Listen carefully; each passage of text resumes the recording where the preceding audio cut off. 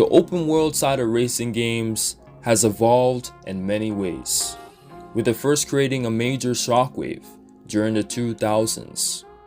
Black Box took a crack at that idea and brought it to the table in Need for Speed Underground 2, and later ported it into the next two games, with it eventually becoming the norm for that franchise. But in the middle of that, we've seen another franchise push this direction into a different level. A level that sparked the idea, becoming the standard for arcade racing games. Which franchise, you may ask? Well, it is no other than Test Drive Unlimited. The 2006 title made the system its whole personality, giving you the courtesy to do whatever you want at all times. The sheer amount of little features you do on a day-in-day life was all in this one game, which gave the open world more meaning than just being a hub world you can travel from event to event. And that was the case for a while, up until 2012.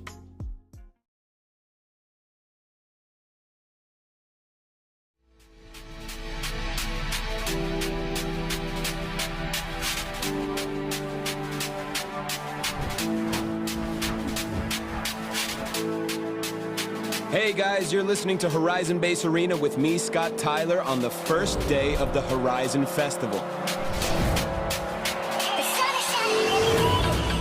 It's already a beautiful Colorado morning here with a forecast for high energy, scattered rhythms, and plenty of thundering engines. Hey, the word here is that the reigning champ, Darius Flint, will be arriving at Horizon today.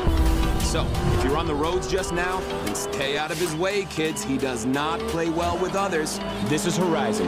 Keep it here. Suddenly, you're transmitted in this Viper at Colorado, racing the reigning champion of the Horizon Festival, Darius Flint, in his 599XX. You put up a good battle against this person. Wait. That actually wasn't you driving that Viper.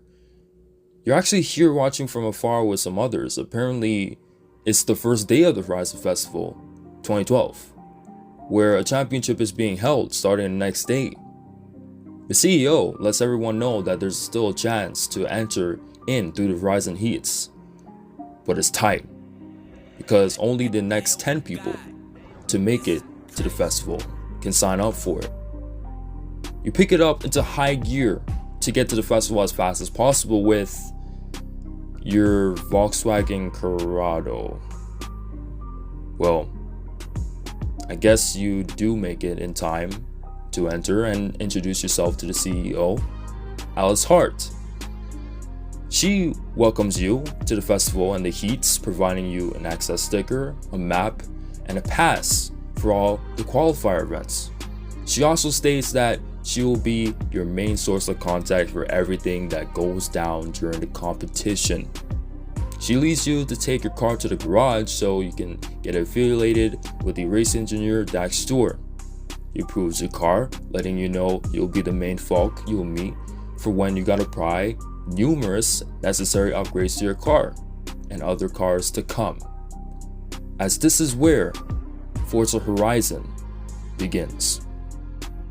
You begin to Forza your Horizon by attending the Horizon Heats. Making it top 3, and you're in the competition, the Horizon Festival Championship.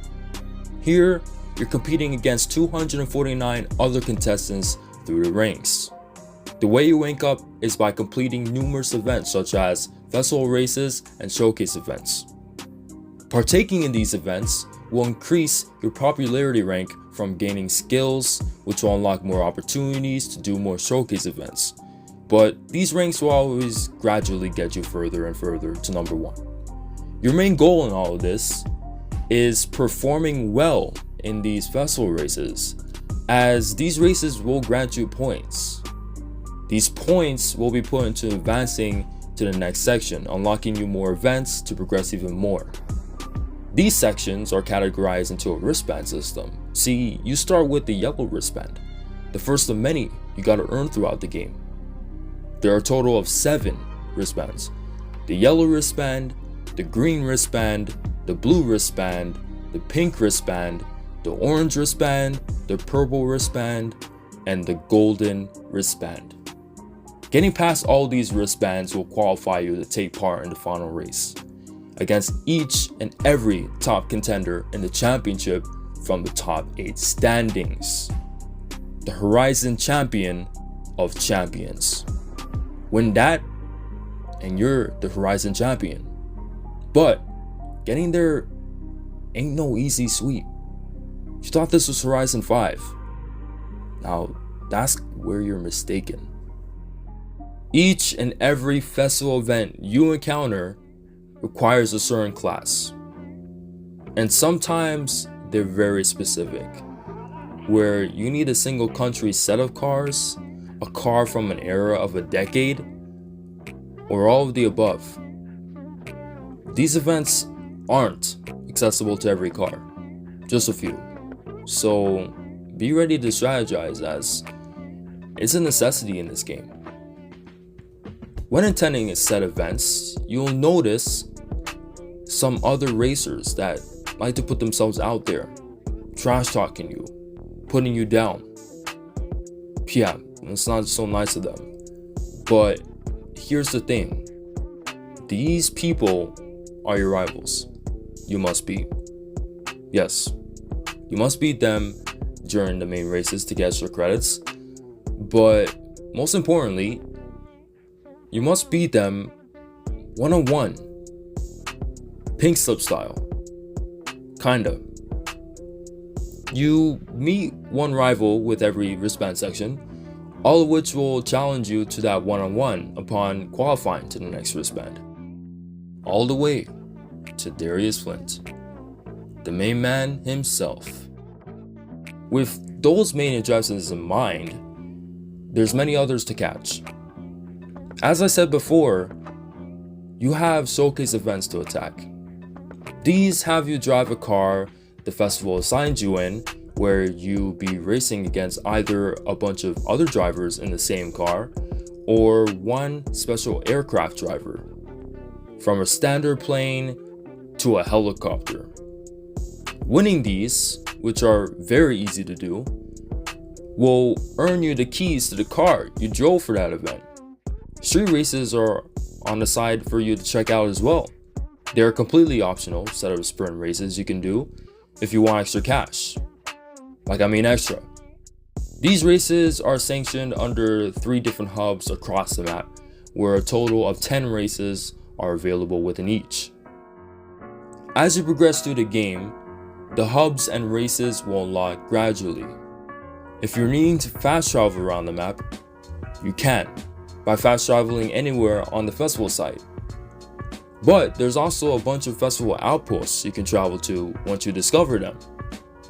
However, you gotta pay 10,000 credits every time you do so, unless you head to said outposts and do the 3 PR stunts. PR stunts are little challenges you're tasked to do in a lone car. Say these were bucket lists before bucket lists were even a thing. Doing them will grant you a discount in the fee for fast traveling at that outpost. Completing all 3 makes the outpost completely free to fast travel at. Upon your upcoming champion journey, you'll notice gaining skills is a significant part of the gameplay within this game, even more so than practically all the games after it, as not only it provides XP, but also is the main component for ranking up, like I said earlier. It doesn't stop there though, as doing a good amount of specific skills will earn you extra cash through the sponsor challenges. Sponsor challenges are sets of 10 ranks for each different skill you're awarded upon doing certain skill along times. Gaining speed, gaining airtime, and drifting are some of the challenges you can snatch by simply playing the game, as you'll naturally get skills, even if you're a bad driver.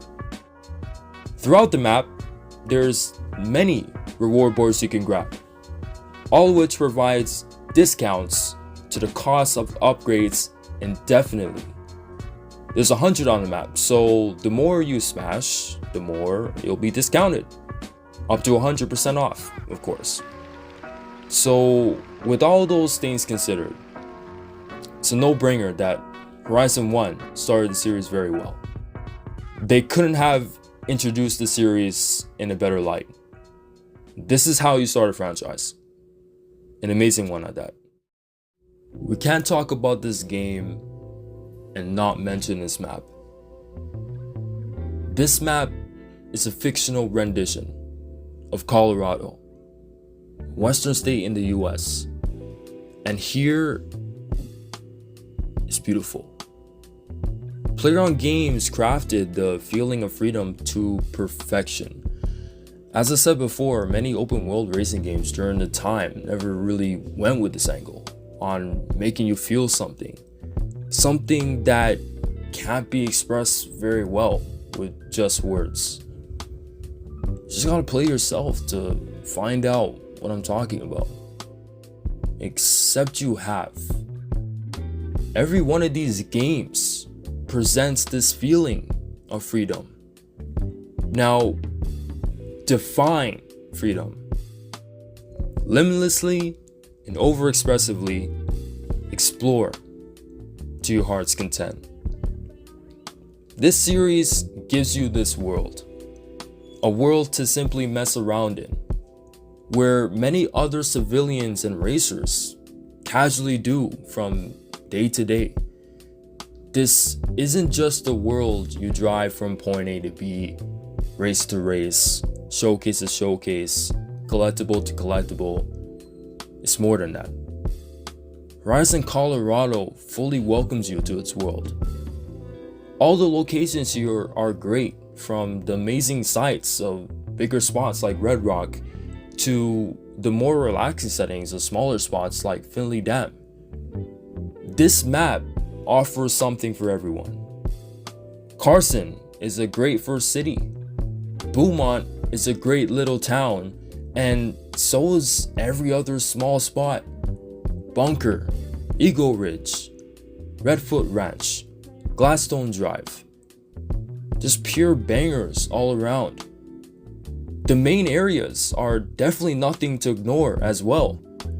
Clifton Valley, Clear Springs, Gladstone, Montano Plains, Kettle Hills, the Rockies. Just awesome places, man. The sheer diversity of biomes this first entry had was on another level. And that diversity fully plays into the role selection too. No other game in the series, besides maybe Horizon 2, has come close to this level of roads. Horizon Colorado has proper elevation, challenging twisty roads with a good candle of straights. Although, you gotta be careful, as these straights don't end very long. Unless you're on the highway, of course, which I like to add is still one of the best highways in the series. But man, this map, this world, this freedom is what makes this game special. Keyword, special.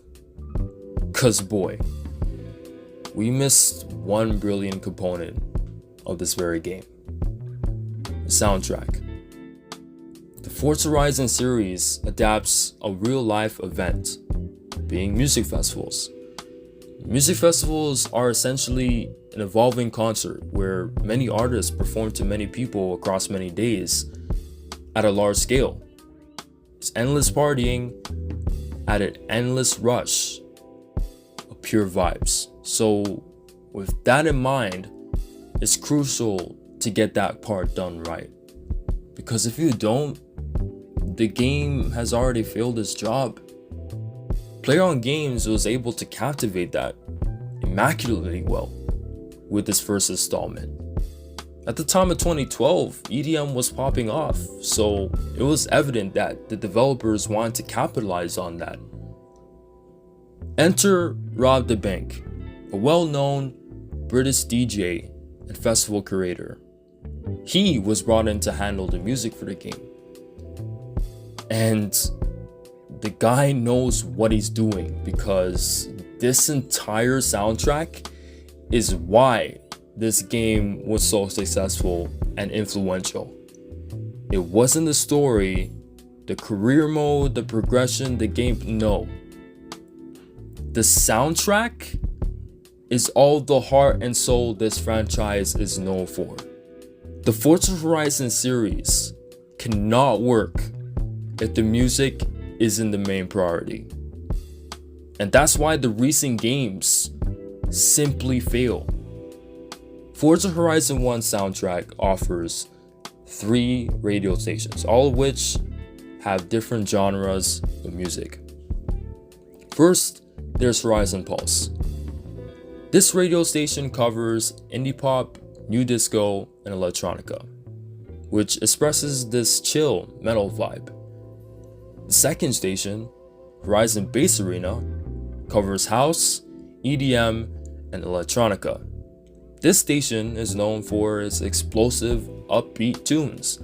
And the third radio station, Horizon Rocks, covers rock, indie, alternative, and punk, which is a station for some rock, hardcore rock, chill rock, all of the above. All of these radio stations has something to offer for everyone. In my eyes, there's not a single miss. Heck, there's hardly even a single skip. This soundtrack is everything. Some of the songs here I listen to on repeat from day to day. No Love, Walking on a Dream, Let Me Go, Reckless with Your Love, Cinema, Me and You, Are You Mine, Bite My Tongue, Teenager. It's so peak, man. This whole OST just sets the vibe the rest of the game is trying to portray. An endless partying rush of just vibes, pure vibes. You just gotta play yourself to truly understand. If you'd like to check all my favorite songs from this game and the other games too, be sure to check my Horizon soundtrack favorites playlist in the description. I know there will be something there you'll enjoy. It's very evident that the sheer success this one game had put an impact on the genre of racing games moving forward. We went on to get 4 more installments in the series, with a 6th entry on the horizon. Pun certainly intended. With many other franchises adapting not only some core features Horizon brought, but also the festival theme. Need for Speed would experiment with various features like off-road racing and map accessibility, while The Crew completely changed their direction from a gritty street racing tone to a lighthearted festival tone. And with that came a shift within the Horizon series itself. The progression system became more streamlined, ultimately drip feeding you every high-end car known to man immediately in the first hour of gameplay. This unfortunately bled into the genre as a whole, not just arcade racing games. Simcades as well stripped their career modes, their progression, only offering a fraction of what they used to have. But it seems as though we might come back and return to the structure we once had. The future of racing games will definitely take note of Forza Horizon 6, with its return to a traditional Rookie to Legend career mode. Forza Horizon 1 is more than just a racing game. It revolutionized the entire genre. While it was an initial risk to the Forza franchise, it sparked a new era before we even knew. It spawned new directions and new avenues other franchises would explore, all because of its career, world, and soundtrack. Racing games today would be a lot different if it weren't for this masterpiece. I wouldn't be just a young, passionate car enthusiast today if it weren't for this title. Thank you, Forza Horizon, and thank you for watching. Depot on Peace. the beat.